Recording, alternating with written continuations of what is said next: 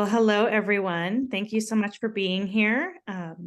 My name is Crystal McCauley. I'm honored to be the Community Director for Mom Congress.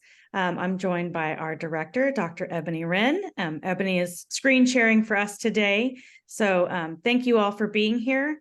Please, if you're joining us live, go ahead and send a message in the chat. Let us know where you're joining us from and say hello. We have a couple new members on the call today, so very excited to see you all.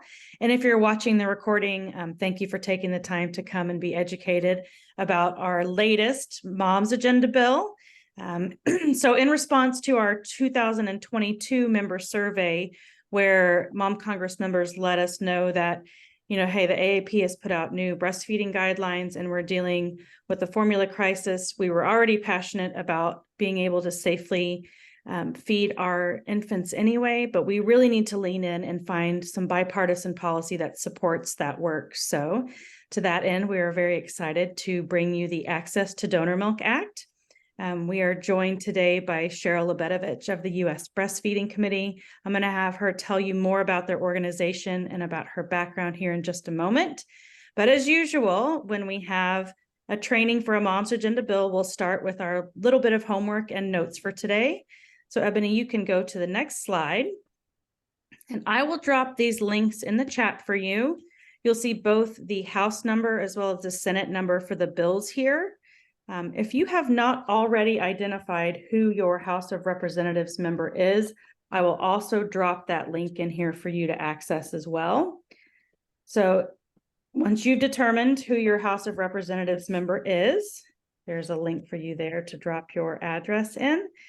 You can then go to HR 5486 and see when you scroll over to the co-sponsor tab, see if your House of Representatives member is listed there. I think Ebony is going to give us a demo. Thank you. So you go down to the bottom there, you'll see text, actions, titles, amendments, and then co-sponsors. And you'll see there's a growing list right here of both Democratic and Republican members who have signed on to the House version of this bill. And again, if you're joining us for the first time today, you will have one House of Representatives member.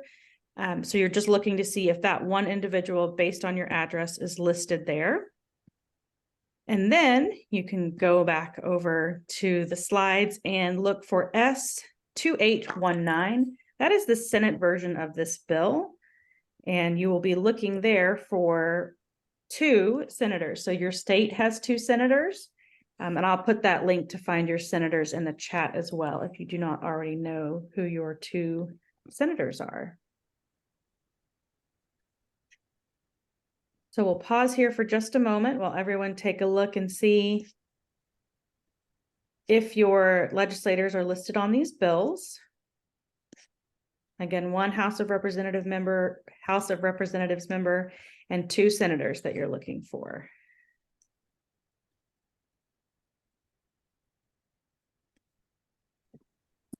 And I'll pause here a moment and just ask if anyone has any questions before we turn it over to Cheryl. You're welcome to drop it in the chat at any time. We'll keep monitoring that. And at this time, I'd like to turn it over to Cheryl Lebedevich from the U.S. Breastfeeding Committee. She's going to share more again about her organization and her role. And I know she's going to tell this to you, but I wanted to share with our membership that they also have calls to action that they're going to uplift today specifically for this bill and to several other pieces of legislation that relate to lactation and breastfeeding. So just a great organization for you all to know about. And if this is the lane you want to go deep on to support parenthood, you're in the right place today. So thank you so much, Cheryl, for being here with us. Thank you so much for having me. I got into this work as a mom, very frustrated with the experience I was having, and have really across these last 14 years, my son's now 15, have really learned how to advocate, and I'm just so thrilled to see this group of folks who are moving along in that journey as well. Thank you so much. Next slide.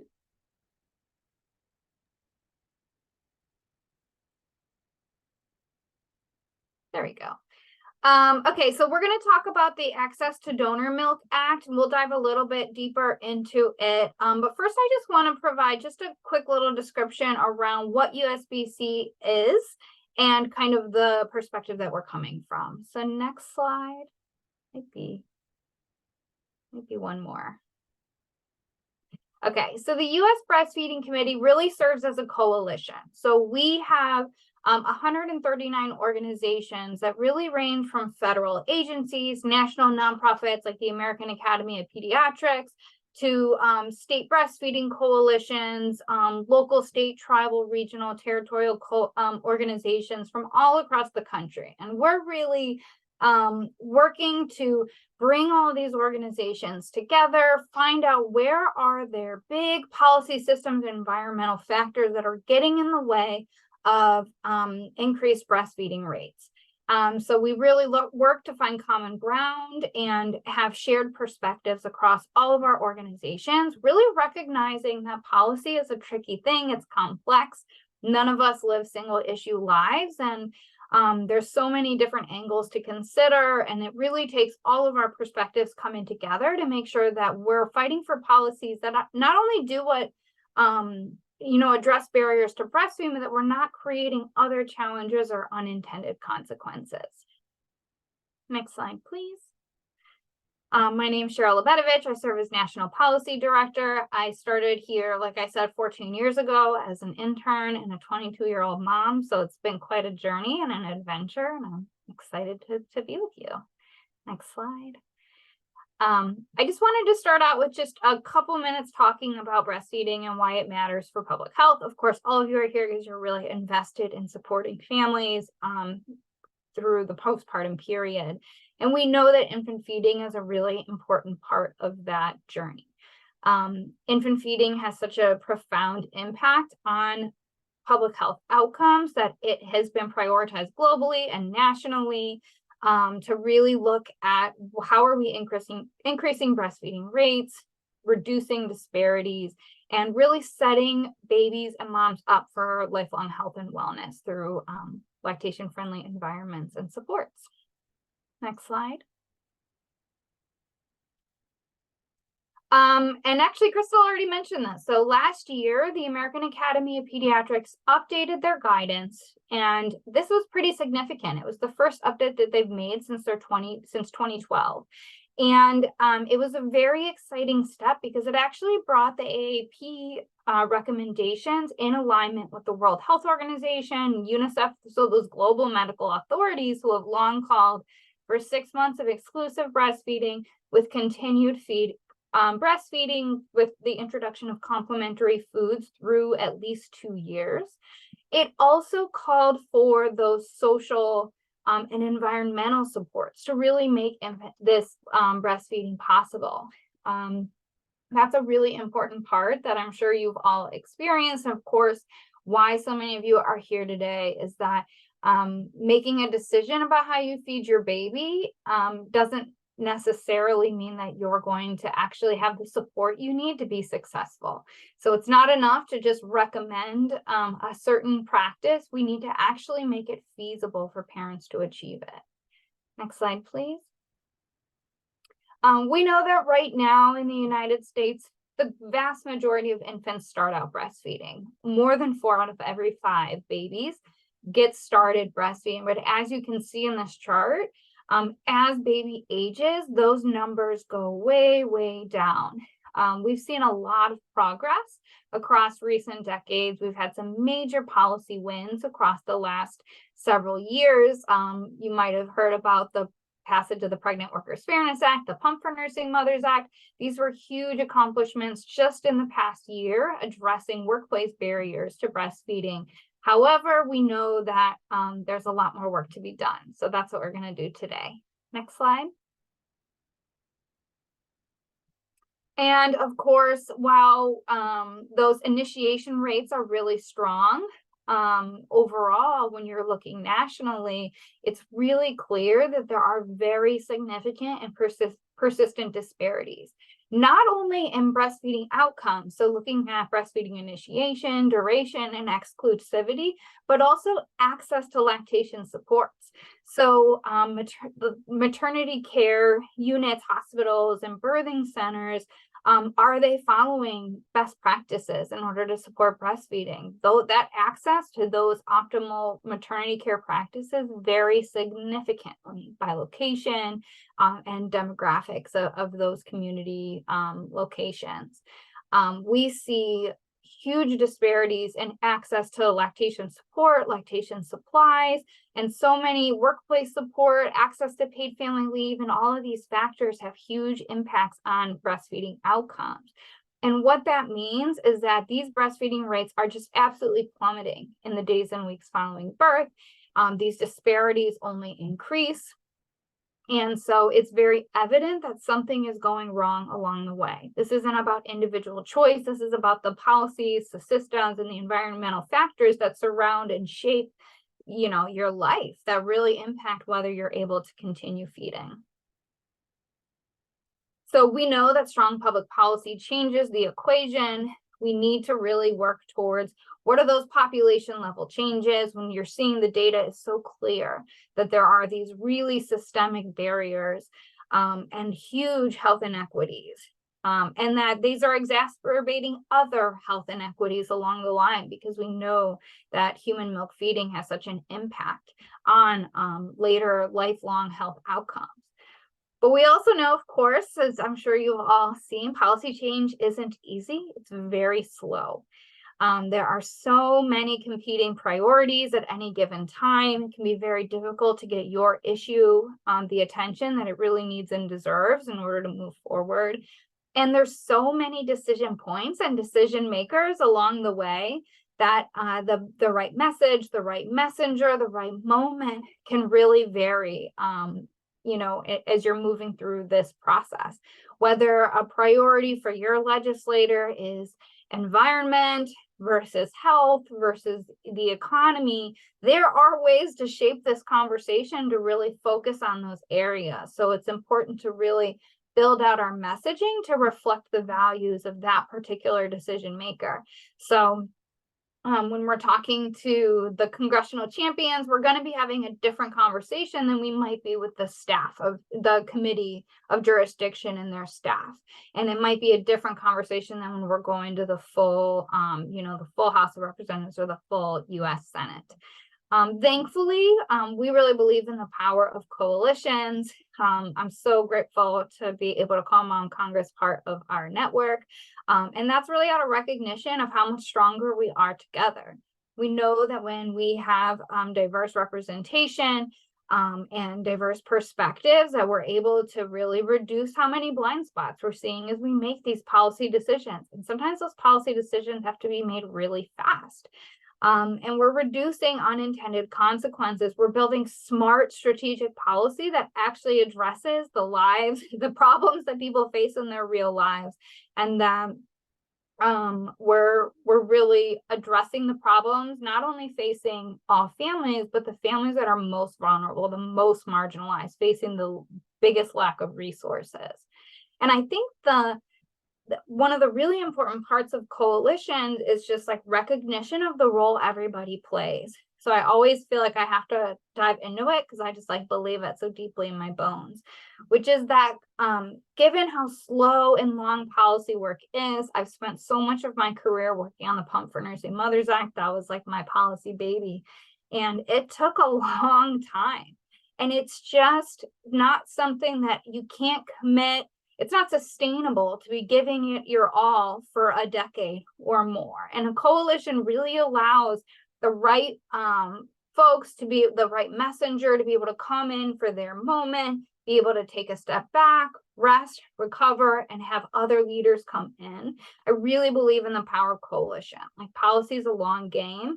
And so you can't have one person or one organization doing all the things. It's just not going to be effective. It's not going to be as powerful, and it just can create burnout. So I'm just so grateful to be connecting with all of you and really honoring the role that each of you play, that Mom Congress plays, and all of the organizations and advocates across the field are really doing to move this forward. Next slide. Okay, so infant nutrition security is, I think, kind of a newer concept for a lot of folks. And I just want to kind of ground us in really where the perspective is coming for us. Crystal mentioned the infant formula crisis last year, or in 2022. We faced major challenges for breastfeeding families. During COVID, when a lot of moms are being separated from baby right after birth, they weren't able to have a support partner with them. And it had a real impact on infant nutrition security, which is making sure that every baby is safely fed. And there's a lot of parts of this. It means supporting breastfeeding. It means making sure that commercially produced infant formula is safe. It means making sure that there's access to pasteurized donor human milk. It's making sure that there's not predatory marketing, all of these components, making sure that in the event of an emergency, that there's a plan, that we're making sure we're taking care of our babies so that there's true infant nutrition security. And that's kind of the lens that we're coming from. Next slide. So what we're going to really focus on today, there's all kinds of components around breastfeeding support. That was just like a quick flyby overview. But where we're going to really focus on is around human milk banking. So in the United States, a lot of this work is led by the Human Milk Banking Association of North America, HMBANA, you might hear folks refer to. And they really support milk banks all across the continent, primarily United States and Canada.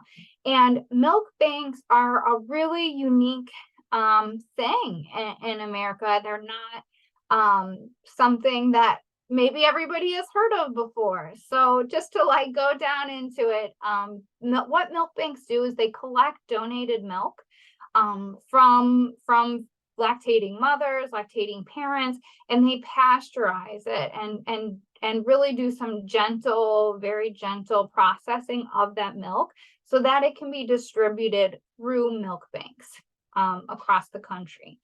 Now, there are nations that have really strong infrastructure for milk banking. Brazil is a really prime example. They have milk banks that almost function as commonly as like a blood bank. We don't have that here in the United States. There are a few dozen milk banks, and the process that they go through is it is scientific, it is sound, it is has a true history of efficacy, of safety. There have never been any moments of concern around the distribution of that milk, but we just need more of it. We need to really increase access because that milk is being distributed across the country to medically vulnerable infants. So a lot of times that's looking like babies who are premature, maybe they're in the NICU, maybe they have some health concerns or are otherwise vulnerable. And often that is where the bulk of the donor milk is being directed to. It also can serve as a bridge to breastfeeding. Mom's milk didn't come in, she's sick, something happened. A challenging childbirth or something like that. And milk banks have a really important role in making sure that infants are fed safely, that they're able to maintain a human milk diet across those early days in particular. I don't have any scientific knowledge about the exact process that they go through. I do know that the nutrients are primarily preserved through this process. It's a very gentle process, and it maintains those not only the nutrition but also the immunological benefits. So actually, if we turn to the next slide. And Cheryl, I was going to say I can put those in the chat, but Camille dropped them in there. So that's got, we've got good information in there now. Thank you. Oh yeah, perfect. I'm trying to scan as they come in and not get too distracted. But just to say that it does, even through that pasteurization process, it homogenizes the milk and it's distributed, but it's maintaining those immunological benefits. And that's so important because that's what's contributing to, it's not just the nutrition, it actually can practically serve as a medicine. And that's why we see that donor milk can actually save lives. It reduces infant mortality rates. It increases survival rates for sick and small newborn babies. It significantly lowers rates of infections and complications, and that's really speaking to those immunological benefits of having the breast milk is tailored medicine for that baby, and it's helping to help them fight off infection. They don't have a formed immune system yet, and they get that through breast milk. It lowers healthcare costs, it shortens hospital stays. One of the biggest, most expensive and devastating challenges that newborn babies face is necrotizing enterocolitis. Something, maybe that's it, necrotizing enterocolitis. And it is basically the gut is just totally breaking down. And when babies are fed human milk and donor milk, their risk of NEC is so much lower. It can reduce their risk of having to undergo really painful, awful surgeries to remove that part of their intestines. It can reduce hospital bills by like hundreds of thousands of dollars. So it's a really smart investment. It's a very big deal for families. And most importantly, it saves babies' lives. Next slide, please. So that's where the Access to Donor Milk Act comes in. This is really one of the first proposals in the federal government that really has some legs in order to truly support nonprofit milk banks. So a little bit about the history is that when the infant formula crisis happened, families were literally struggling to feed their babies. It was soul crushing. And there was a lot of attention around donor milk during that time.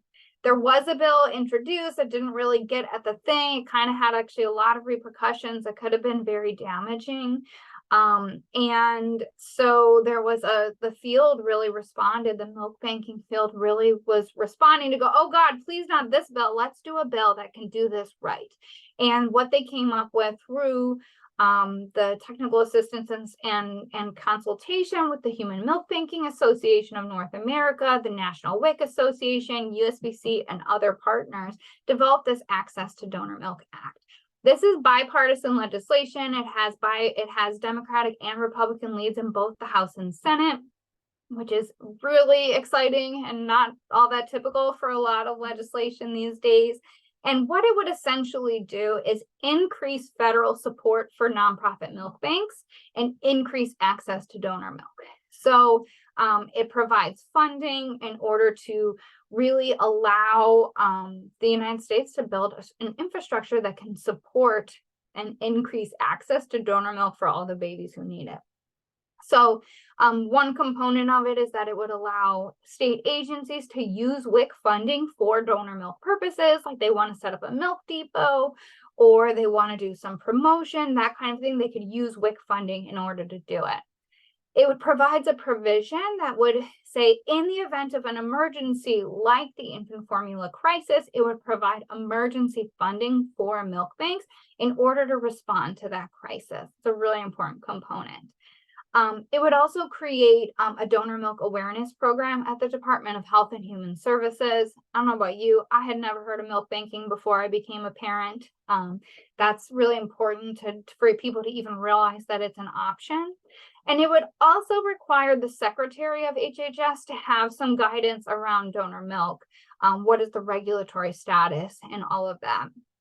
So it's kind of like complicated, the different portions of the bill, but essentially what it's going to do is create investments in this milk bank infrastructure so that it can really move to the next level, make sure that the milk banks are able to really operate at the level that meets the needs of the infants who live here. And the USBC is very proud to partner with Himbana and others on this work. We have an organizational sign-on letter that has over 220 organizational signers, including Mom Congress. If you are involved in an organization or a business, we definitely invite you to sign on. This is a very powerful tool for legislators. We invite you. I know you're going to have virtual visits and a Hill Day, and you can absolutely distribute this letter as part of that event. And of course, we're always taking new organizations and businesses to sign on, really expanding that list to demonstrate the immense support for this legislation. We also invite you to use our easy action tool to contact your legislators. It has some easy talking points. It's just like a quick fill in your name, your email, and hit send on it.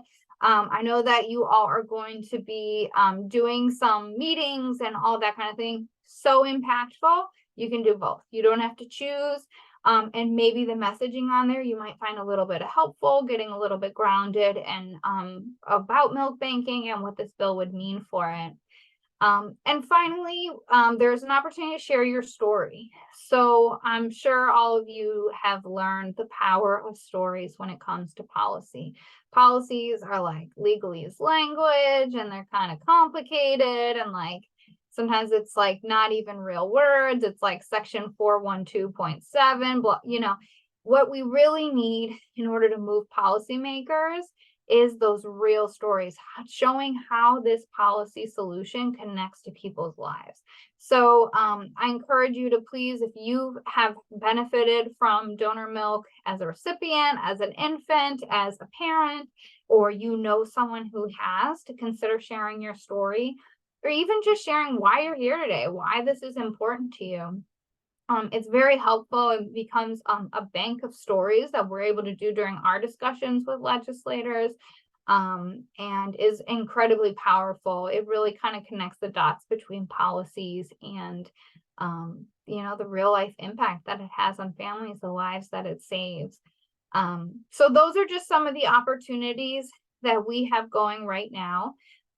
We bring together organizations in what we call our pasteurized donor human milk constellation. So it's a group of a dozen or so organizations that have really made a commitment to advancing policies and systems around donor milk and moving them forward. So that group is figuring out what else they're going to do. Is a big push to get this bill, make it real, get bipartisan co-sponsorship, get these action tools and all these pieces. And now they're going to be figuring out together and co-creating what are the next steps.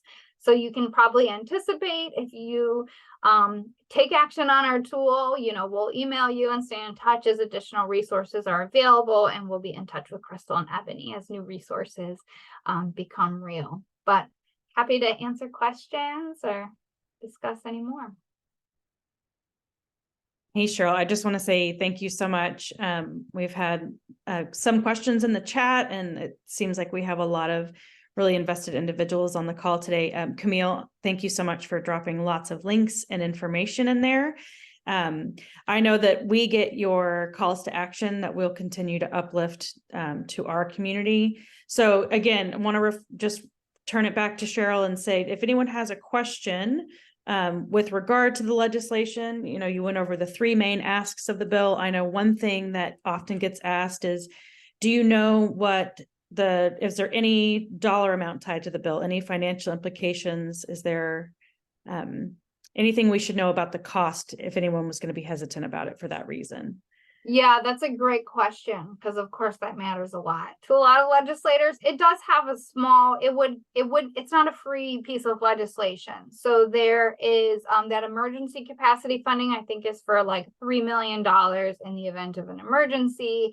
There's like $1 million for the awareness campaign. I think Camille, you might be able to help me out. And I think it's like a total of like 10, maybe million, which sounds like it's a lot for us in our real lives, but that's like nothing to the federal government.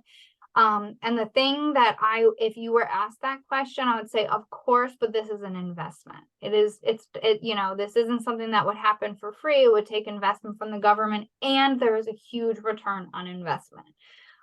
There have been recent studies that have shown that every dollar invested in the United States from the government actually can bring back as much as a $35 return on investment when it comes to breastfeeding.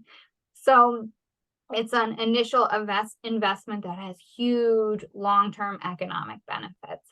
I mean, reduced healthcare costs is a big deal, longer life, big deal, you know, all of these pieces. So that's how I would frame that discussion. It's such a smart way to frame it. And the other thing I'm thinking is, as you say, like 3 million in the case of an emergency. Well, how much did the formula crisis cost us? Do we even know what that dollar amount is yet? And I mean, and what really is the cost when you're unable to feed your baby? So Right. I don't know a number, but that's a great point. I'm sure it's more than 3 million. Exactly. So, well, thank you for all the resources and all the guidance. Again, for our members that are on live, or if you're watching this in a recording, if this is the lane where you really want to go deep, whether that be feeding, secure feeding, breastfeeding specifically, USBC has fantastic resources, and they are following and advocating for several different pieces of legislation in addition to the Access to Donor Milk Act. So we continue to working in lockstep partnership with you all to see this through. And thank you so much for your time today. One more quick plug for those of you that are on. If you took an advocacy meeting in October, or if you've had the opportunity to advocate between Hill Day and today, and you'd like to share those meeting notes so that we can help track your meeting information for you, we would welcome you to do so on our Google form. I will drop a link in the chat for that now. And I think we can go to our last slide, which is just going to be a reminder that we have our final Mom Congress virtual town hall this Thursday. So it is an event that is open to the public. So if you're on here as a member, we invite you to invite a friend if they would like to come receive a little bit of community time and education. I'm going to drop a link to register for that in the chat, because again, since it's not members only, it is public facing. Anyone can register to join us, and we would welcome them to do so. And we look forward to seeing you all again very soon. Thanks again for your time. Thank you so much.